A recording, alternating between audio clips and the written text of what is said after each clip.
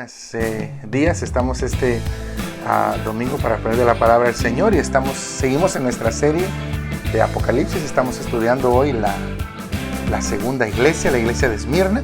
Así que te queremos invitar a que tú te prepares. Es un estudio muy interesante y que podamos aprender de la palabra del Señor.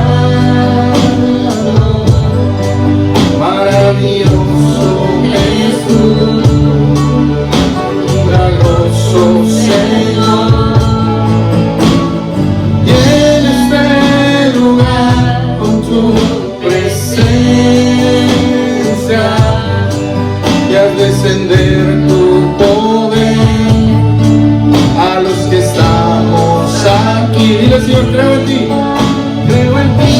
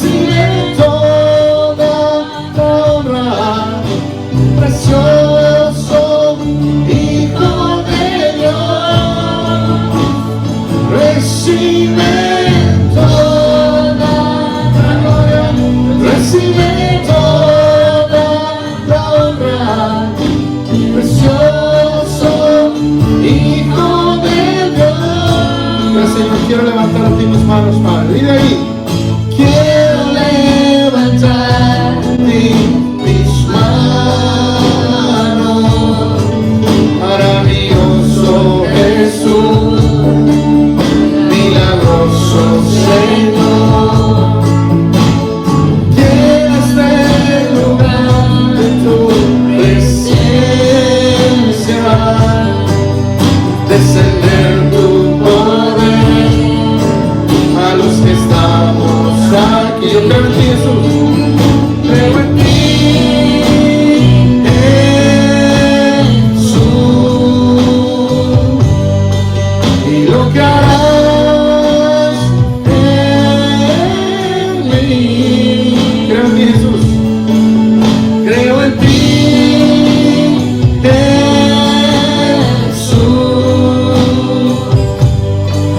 y lo que harás en mí,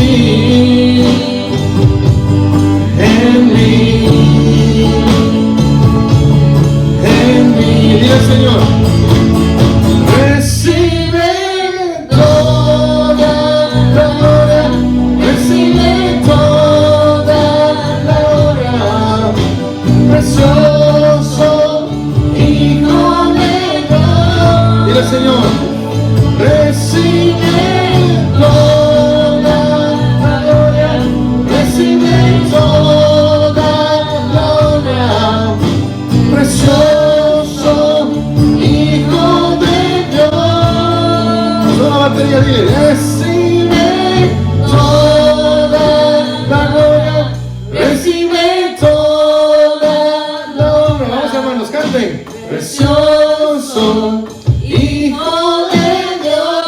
Una vez más. Recibe toda. Cántanos ahí, canten en casa donde está, dile Señor. Toda la honra. Precioso. Que el Señor nos escuche desde el cielo. Digámoslo todos juntos una vez más. Recibe toda la gloria.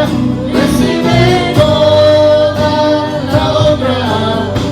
Precioso Hijo de Dios, recibe toda la gloria, recibe toda la honra, precioso Hijo de Dios. Díselo en tema suavemente, recibe toda la gloria, recibe toda la honra, precioso Hijo de Dios. Estamos en la segunda iglesia, la iglesia de Esmirna. Te quiero invitar a que vayas al libro de Apocalipsis capítulo 2, de los versículos 8 al 11. Vamos a aprender la palabra del Señor.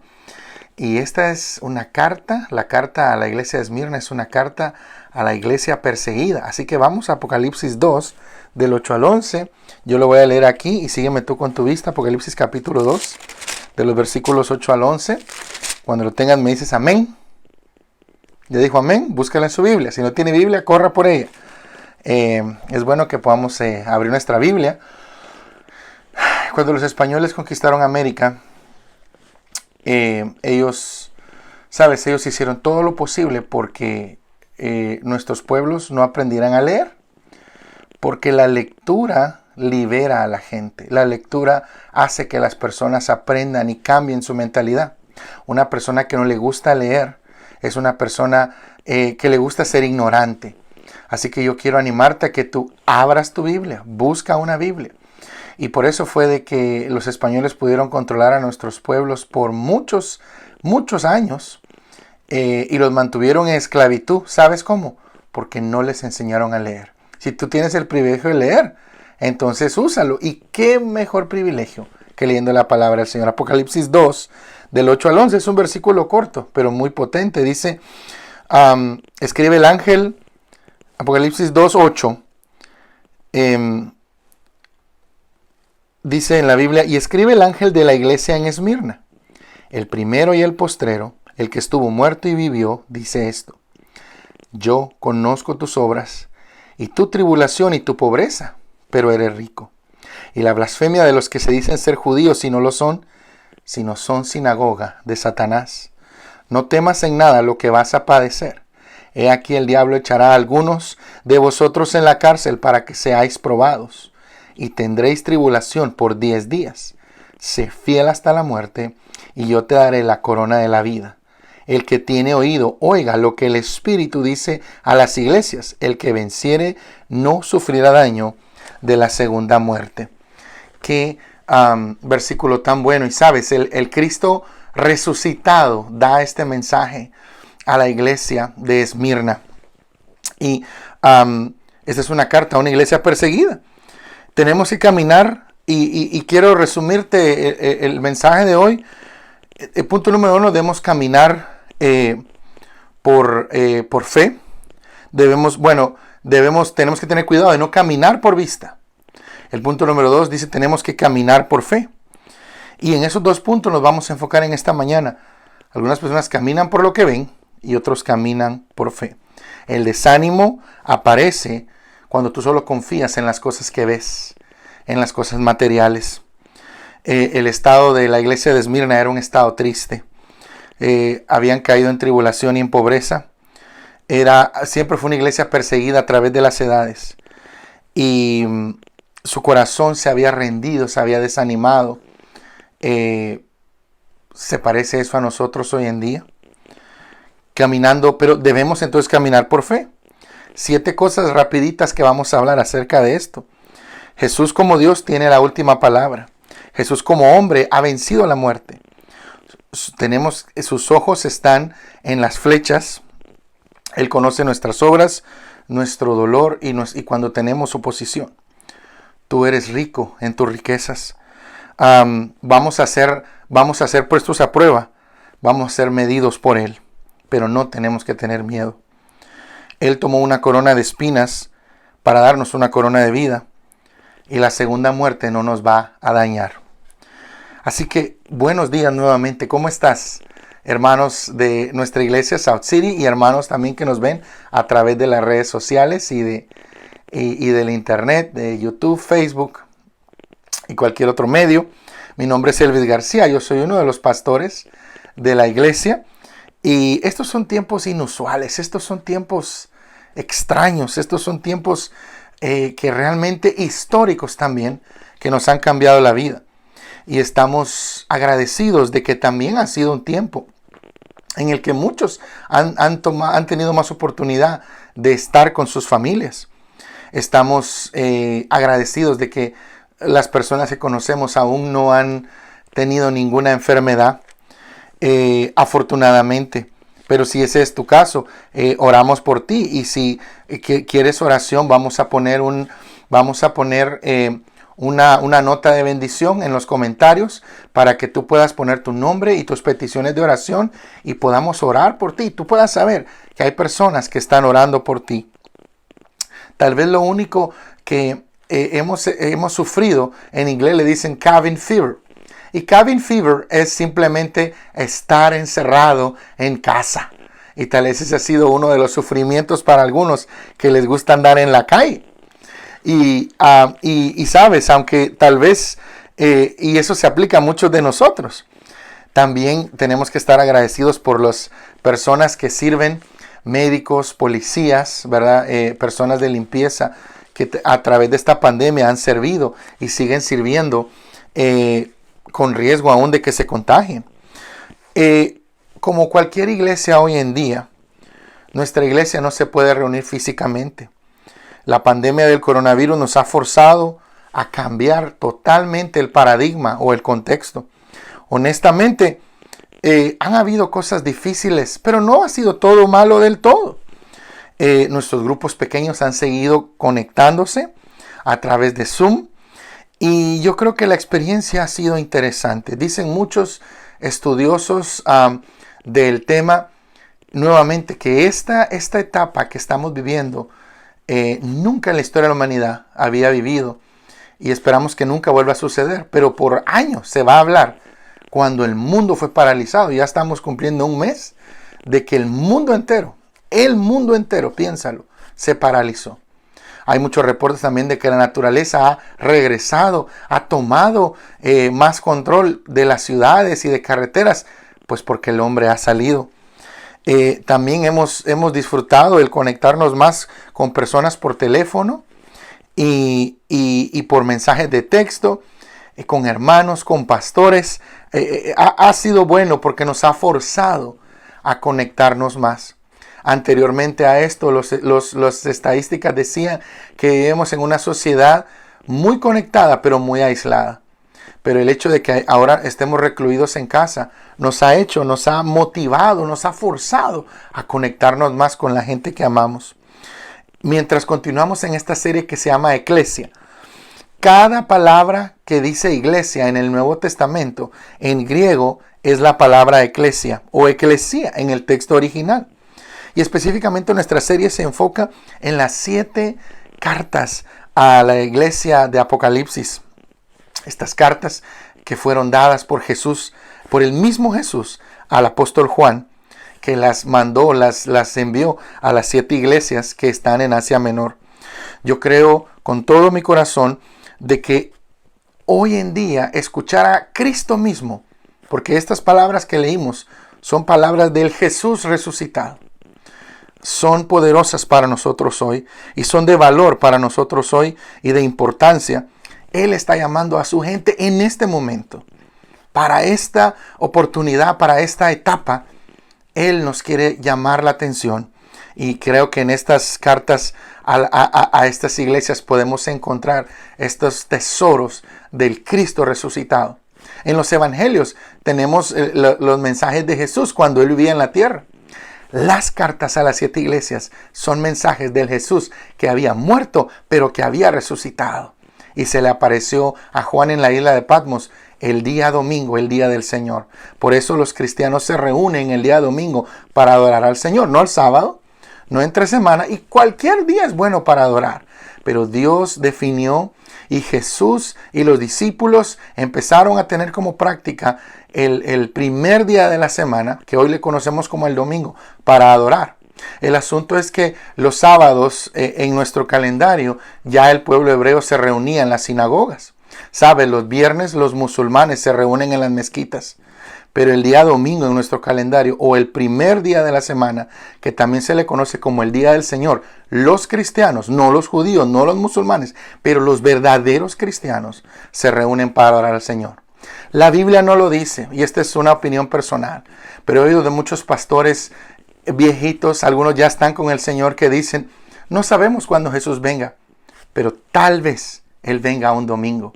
Así que ojalá que el día del Señor, el primer día de la semana, el día domingo, Él te encuentre en la casa del Señor. Y ahorita no estamos en el templo, pero ojalá que Él te encuentre aprendiendo palabra del Señor y creciendo en la fe. Así que si tú te acuerdas, amado hermano, la semana pasada hablamos de 3 puntos: recordar, arrepentirse y retornar. Aprendíamos de cómo podemos aprender de esta primera iglesia y regresar a nuestro primer amor. ¿Te recuerdas? ¿Te acuerdas cuando decía, tengo algo contra ti, que has olvidado tu primer amor? Y nos decía, arrepiéntete, regresa, recuérdate, arrepiéntete y regresa. Si tú te acuerdas de esto y si tú lo has puesto en práctica, yo sé que Jesús ya empezó a trabajar en tu vida. El resultado de esto va a ser que tu corazón va a ser refrescado. Vas a estar lleno de gozo y paz, y últimamente vas a llegar al arrepentimiento y a la restauración de tu vida, pero también la de otros. Ahora, vayamos al pasaje, estudiemos lo que dice Apocalipsis en el capítulo 8 nuevamente, y lo acabamos de leer. El ángel a la iglesia de Esmirna escribe las palabras, el primero y el postrero, el que estuvo muerto y vivió, dice esto: Jesús nos llama a confiar en Él totalmente, aun cuando las cosas se ven mal, aun cuando las cosas parecen mal. Eso es vivir por fe. Vivir por fe es confiar en Él, aunque todo parezca contrario, aunque todo parezca mal. Qué oportunidad tan increíble hoy para poder ejercitar lo que tú y yo conocemos como fe. Esto es vivir por fe. Y la iglesia en Esmirna necesitaba estas palabras como todas las iglesias, pero algunos miembros estaban desanimados, otros estaban bien. La idea de esta iglesia perseguida, la idea es que muchas personas piensan que todos los cristianos son perseguidos hoy en día, pero sabes, eso no es cierto. Aunque hay muchas ediciones de oración, por lo menos hay una guía que se llama Guía Mundial de Oración, que tú puedes bajarla en las redes sociales. Y esta Guía Mundial de Oración escoge cada día por un pueblo no alcanzado, o escoge cada día por un pueblo perseguido. Entonces hay muchos pueblos y estadistas dicen que vivimos en tiempos en que la iglesia es más perseguida que nunca en la historia. Pero muchos de nosotros a veces no nos damos cuenta de esto. Entonces, aunque no todos nosotros hemos sido perseguidos, gracias a Dios, porque siguen habiendo héroes de la fe dentro de nosotros que siguen dando la vida por la causa de Cristo. La gran tentación de la persecución, la gran tentación de los problemas, la gran tentación de las pandemias, ¿sabes cuál es? Es vivir por vista, confiar en el hombre. Esa corriente, muchos la conocen como el humanismo, estar en el centro, ponerme yo en el centro y decir, bueno, si yo no hago las cosas, nada va a pasar. Y cuando hacemos esto, entonces es más fácil que caigamos en depresión y en desánimo, porque al confiar en nosotros, ponemos toda nuestra fe en nosotros. Y sabes, tristemente, nosotros somos imperfectos. Así que esta es una experiencia de muchas personas cuando son perseguidos. Ahora, como tú sabes, el apóstol Pablo fue grandemente perseguido.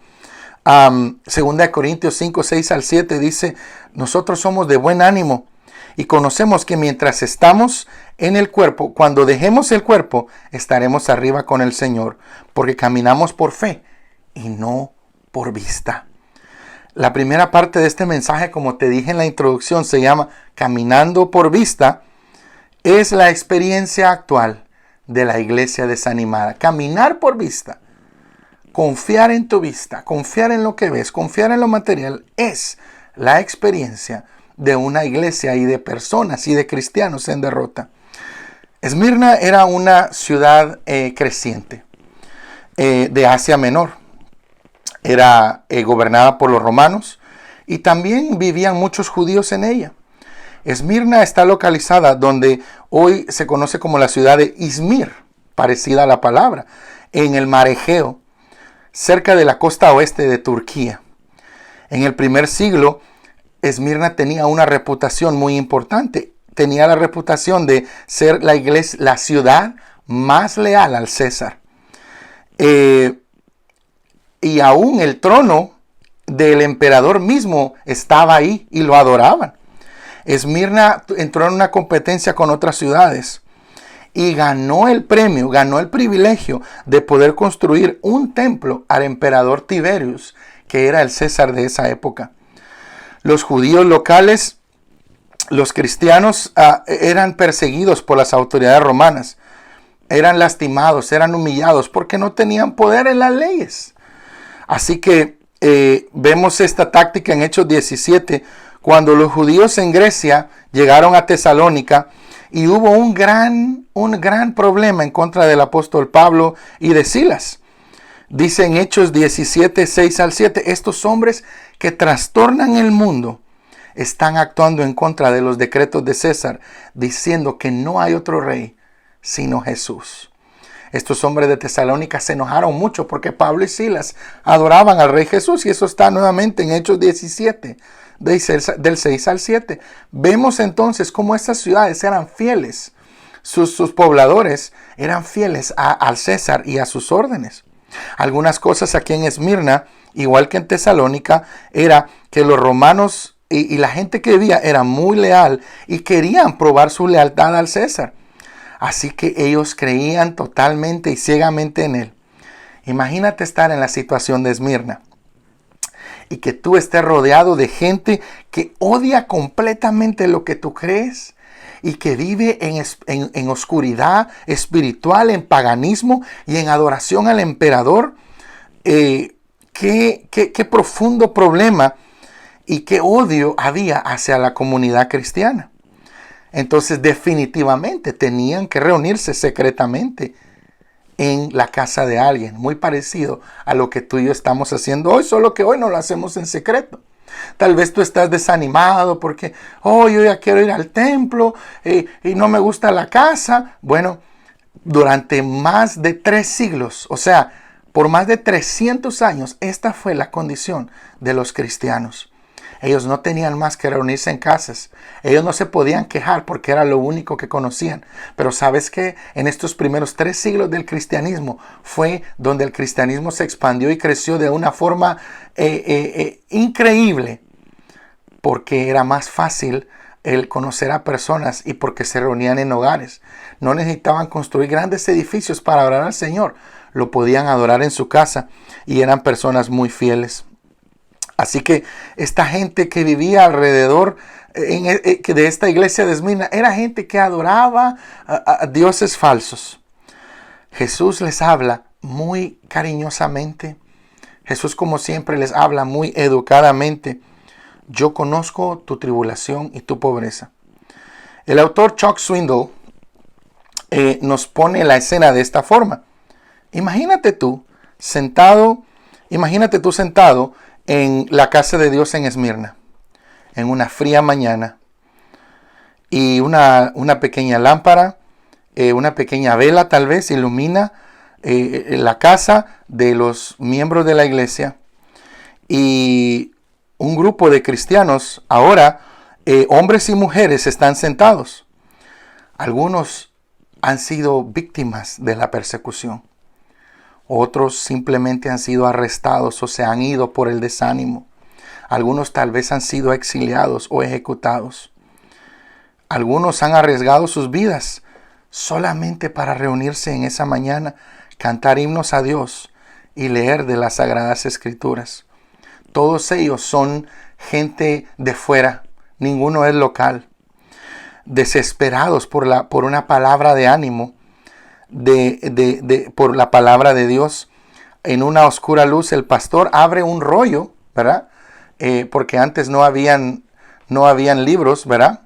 O códices se le llama, ¿verdad? Pero eran pergaminos. Entonces el pastor abre un rollo y empieza a leer con calma y con mucha confidencia, para que no lo escuchen, susurrando en el cuarto las palabras y el mensaje que viene del Señor mismo. El grupo entero empieza a pensar y a respirar más fuerte cuando Jesús les empieza a dar la recomendación. Yo conozco tu tribulación y tu pobreza, pero tú eres rico. ¿Puedes tú sentarte hoy en el cuarto de la iglesia perseguida de Esmirna, mientras tal vez el pastor les enseñaba por primera vez estas palabras del Cristo crucificado? Cuando entendemos el contexto de un pasaje, el contexto histórico, entonces la Biblia cobra aún más vida. Así que en Esmirna y en muchas iglesias, en muchas partes del mundo, esto ha pasado. Cristianos se han reunido en casas, en cuevas, escondidos en lugares, susurrándose solamente la palabra del Señor, repitiendo Apocalipsis 2:9. Yo conozco tu tribulación y tu pobreza, pero realmente tú eres rico. Oí el testimonio hoy miraba un documental de Michael Jordan muy famoso que está ahorita en la televisión, que se llama El Último Baile, y es acerca de la última serie de los Chicago Bulls y de Michael Jordan, uno de los jugadores más famosos de la historia. Uno de los hermanos decía: nosotros crecimos en la pobreza, pero éramos tan felices jugando que no sabíamos que éramos pobres. Algo así es el caso de los cristianos cuando ponen su confianza en el Señor y en su palabra. Puede ser que estén perseguidos, lastimados, aún con miedo, pero Jesús les recuerda: ustedes son ricos. Tenemos que recordar las palabras del Señor. En el primer siglo, en la iglesia de Esmirna, y en el siglo XX, aún el Señor Jesús nos recuerda estas palabras bellas de la iglesia en Esmirna y de cómo tú y yo debemos de confiar en el Señor y de poner nuestra fe y de recordar que aunque tal vez estamos en casa perseguidos, realmente tenemos mucho de qué alabarle y adorarle. Una tentación muy grande de la iglesia o de los cristianos cuando se sienten en problemas es que se entregan al miedo, a veces al enojo y al desánimo. En otras palabras, viven por lo que ven.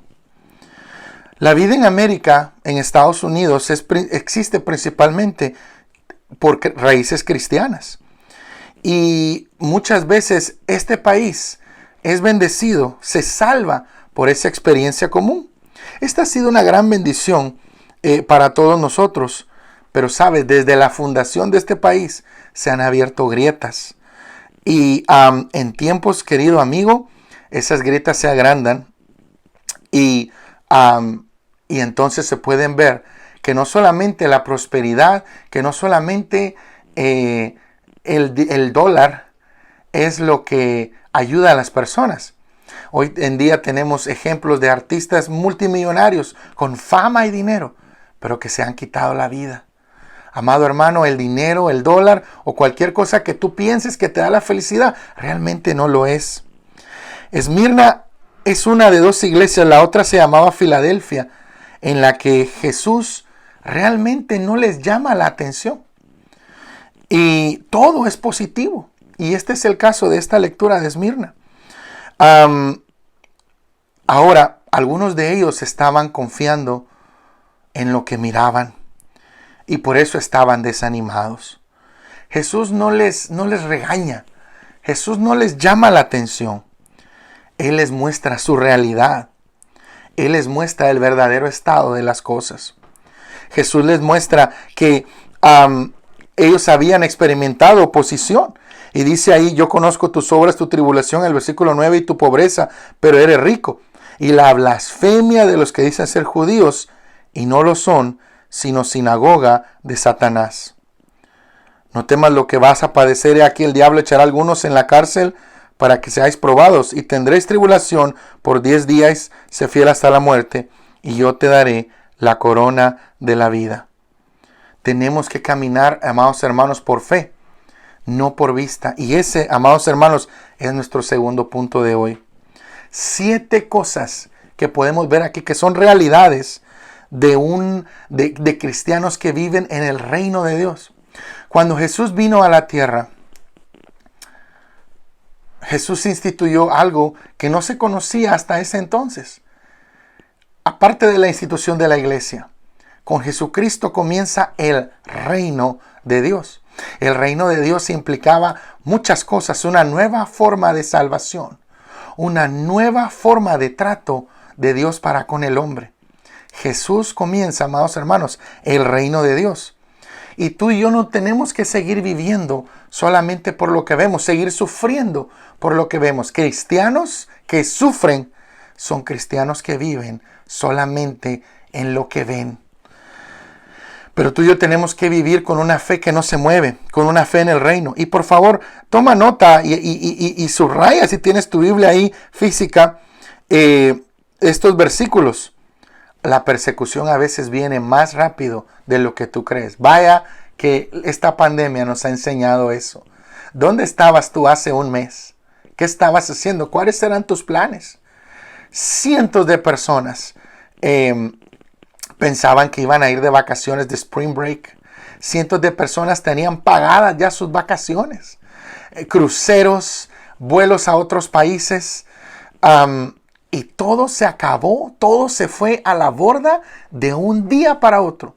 Hermano, tenemos esta situación, nos tiene que mostrar lo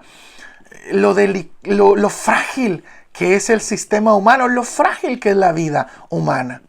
Y oro para que tú puedas darte cuenta de eso. La palabra de Dios es viva y poderosa. En el principio, dice Juan 1:1, era la palabra. Y la palabra, amados hermanos, es la que nos da fe. La fe viene por el oír la palabra de Dios. Así que tú debes de vivir por fe. Y la primera cosa de las 7 realidades que encontramos en una persona que no se mueve es que, dice aquí en el versículo 8, escribe el ángel de la iglesia en Esmirna, el primero y el postrero, el que estuvo muerto y vivió, dice estas palabras. Y sabes, otra vez, estas palabras que son vivas, estas palabras que el ángel da a la iglesia de Esmirna, estas palabras de ánimo, porque, amados hermanos, la palabra es todo.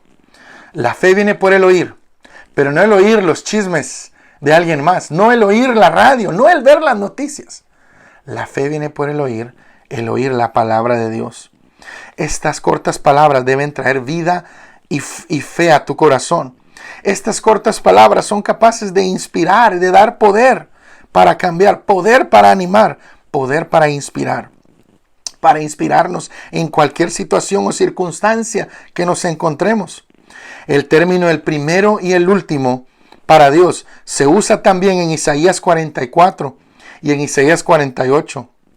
Escucha, yo soy el Señor, el Rey de Israel, y a sus redimidos, el Dios que los cuida. Yo soy el primero y yo soy el último, y después de mí no hay otro Dios. Isaías 44:6. Jesús le está diciendo a Esmirna que Dios es el primero, pero también Él es la última palabra. A veces el hombre quiere ser la última palabra de su vida. Dios le dice aquí, yo soy la última palabra de tu vida. Jesús le está diciendo, no te preocupes, hijo mío. Yo soy el primero y el último. Yo soy el Dios de la historia. Yo tengo la última palabra. Sus palabras son capaces de demoler cualquier problema. Yo estoy ahí y yo soy la verdad, dice Jesús. Recuerda lo que Jesús dijo en Juan 14:6. Yo soy el camino. Sí, Jesús, amado hermano, tiene la última palabra de nuestra vida.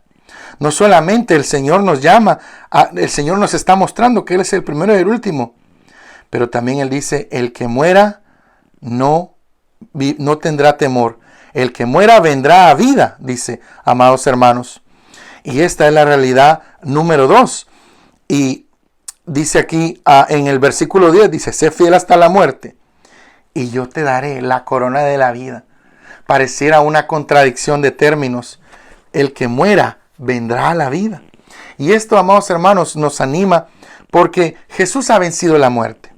El primero y el último es el Dios, amados hermanos, que murió, que vino a vivir y que murió. Vivió como hombre, murió como hombre, pero también como Dios. Jesús tomó la forma humana. Él sufrió la muerte más horrible que tú te puedas imaginar. Él cargó el pecado y toda la furia y la ira de Dios por los pecados del mundo, por los pecados tuyos y los pecados míos. Y sabes, Él se levantó otra vez porque Él es nuestro Dios que ha resucitado. Y cada día del año nosotros debemos de celebrar, Él ha resucitado. Hace un par de semanas hablábamos de la resurrección. Y recordábamos ese domingo de resurrección, o como popularmente se llama, Semana Santa. Pero sabes, cada domingo, cada primer día de la semana, los cristianos se reúnen en todo el mundo para celebrar que Él ha resucitado. Y Jesús es el Dios de las últimas palabras.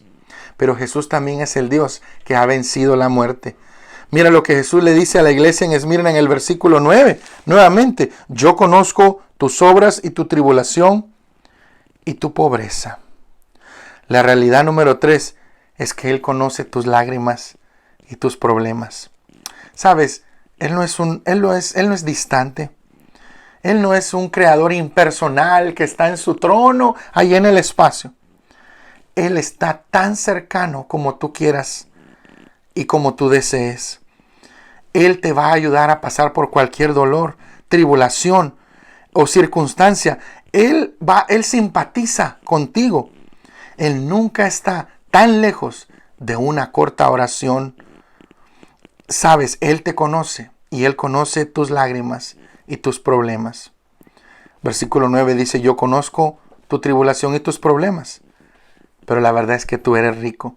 Así que la realidad número 4 es de que tú eres rico en sus riquezas. Pablo le dice a los corintios, todas las cosas son de ustedes y ustedes son de Cristo. Cristo es Dios. 1 Corintios 3, 21 al 23. El Espíritu mismo dice a nuestro espíritu que somos hijos de Dios y si hijos también herederos junto con Dios y con Jesucristo. Romanos 15 del 16 al 17. Porque como está escrito, lo que ojo no vio, ni oído escuchó, son las cosas, ni nada que el hombre haya imaginado. Son las cosas que Dios tiene preparadas para aquellos que les aman. 1 Corintios 2:9. Sí, tú eres un hijo de Dios porque tú eres su heredero y tú eres rico en sus riquezas. En el verso 10 Jesús les dice, no temas en nada lo que vas a padecer. He aquí el diablo echará a algunos de vosotros en la cárcel para que seáis probados. Y tendréis tribulación por 10 días. Sé fiel hasta la muerte. Sé fiel hasta la muerte. La realidad número 5 es que nuestras pruebas son definidas por Jesucristo. Así que no temas. ¿Será que los 10 días son literales o simbólicos aquí en este versículo? Hay muchos casos en que profecías bíblicas se han cumplido, ¿verdad? En ciertos números de días. Yo no tengo duda de que los 10 días que le habla a la iglesia Esmirna fueron cumplidos por Jesús. Y la palabra de Dios es pura y puede ser examinada bajo un microscopio o bajo un telescopio. Puede ser tan ancha como tú desees o tan exacta y tan perfecta como tú desees. Si vamos atrás y vemos siglos atrás, una de las peores persecuciones que pasaron se dieron por 10 césares de Roma que marcaron 10 eras de los días de persecución. Así que, amados hermanos, solamente tenemos que conocer un poquito de historia. La peor persecución que el pueblo hebreo pasó durante su etapa bajo el Imperio Romano fue durante 10 césares de Roma en 10 eras de persecución. ¿Será que esos días son literales o simbólicos? Bueno, veamos. Del año 54 al 68, Nerón, Pablo le fue cortada la cabeza. Pedro fue crucificado boca abajo. Del año 95 al 96, Domiciano fue el que exilió a Juan, que estaba en la isla de Patmos cuando Jesús se le apareció. Del año 104 al 117, Troyano quemó a Ignacio en la estaca, ¿verdad? Ignacio era uno de los primeros de uno de los pastores de una de las iglesias. Del 161 al 180, Marcos Aurelios martirizó a Policarpo de Esmirna, también que era pastor de esta iglesia. Del año 200 al 211, Séptimo Severo mató a Ireneo, otro gran héroe de la fe del siglo posterior a los discípulos. Del 235 al 237, Maximino mató a Úrsula y a Hipólito, otros cristianos muy conocidos también. Del 249 al 251, Decio. Del 257 al 260, Valerio. Del 270 al año 275, Aurelio. Y del 303 al 313, Diocleciano, el peor de todos. Entonces, simbólicamente, como el número 7 en la escritura significa, por ejemplo, perfección divina, el número 10, ¿sabes qué significa? Significa algo completo o la totalidad de algo. Entonces, es interesante el enmarcar esto que Jesús le dice a las iglesias. El número 10 significa la totalidad cuando se llega a cumplir algo totalmente. Santiago nos dice, tened gozo conmigo, mis hermanos, cuando estemos por diferentes tribulaciones, por varias tribulaciones, porque ustedes saben que la fe produce paciencia, y la paciencia hace su uso completo para que tú y yo seamos perfectos y no nos falte nada. Santiago 1, del 2 al 4. Así es como Jesús te quiere, amigo mío, completo, sin que te falte nada. Pero eso a veces solo ocurre después de muchas lágrimas y lamentos. No temas. Y sabemos que los que aman a Dios, todas las cosas les son para bien. Aquellos que son llamados de acuerdo a su propósito. Romanos 8:28. Sí, en tu corazón no tengas miedo. Aunque haya pruebas, Jesús amados hermanos, las ha cumplido. Jesús ya las ha experimentado. Y por eso es que en Él, no en nosotros, pero en Él podemos encontrar confort y descanso. En el versículo 10 sigue diciendo, sé fiel hasta la muerte y yo te daré la corona de la vida. Así que la realidad número 6 que nos anima, dice, Él tomó una corona de espinas para darte una corona de vida. Sé fiel, amado hermano. Cuando tú hayas peleado la buena batalla y terminado la carrera, cuando tú llegues al Señor con tu último aliento, ya arrastrándote de cansancio, Él te va a dar la corona de vida.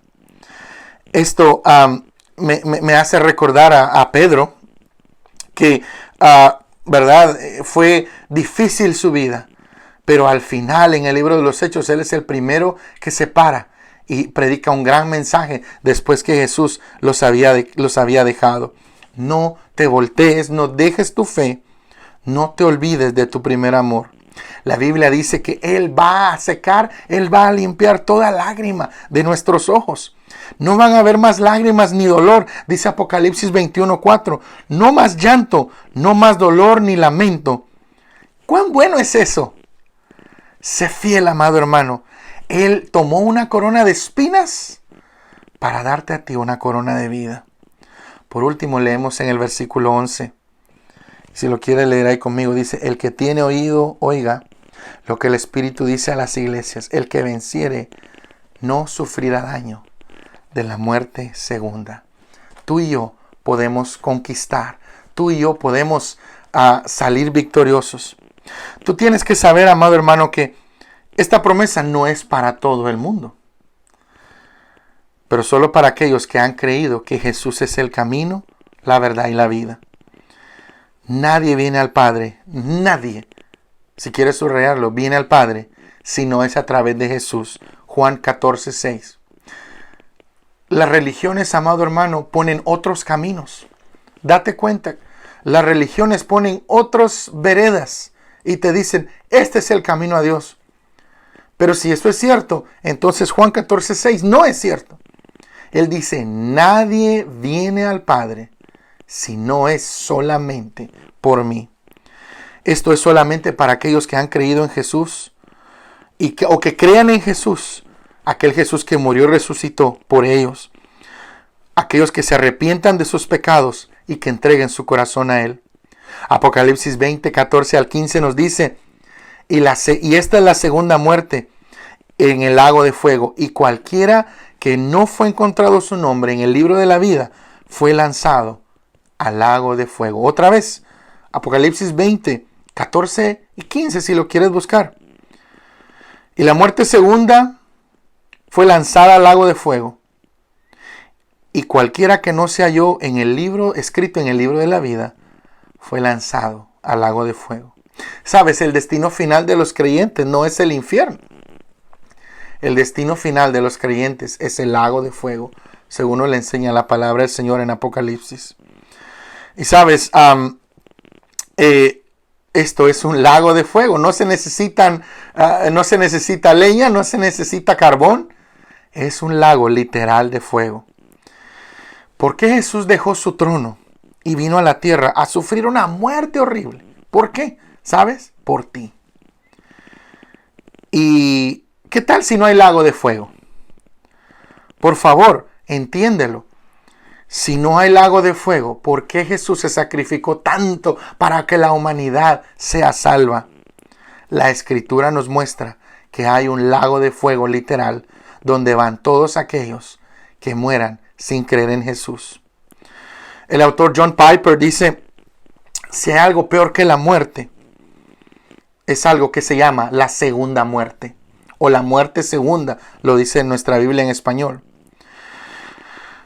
Dios no está solamente, la verdad es que Dios no le interesa el salvarnos de la primera muerte. Esa no es su prioridad principal.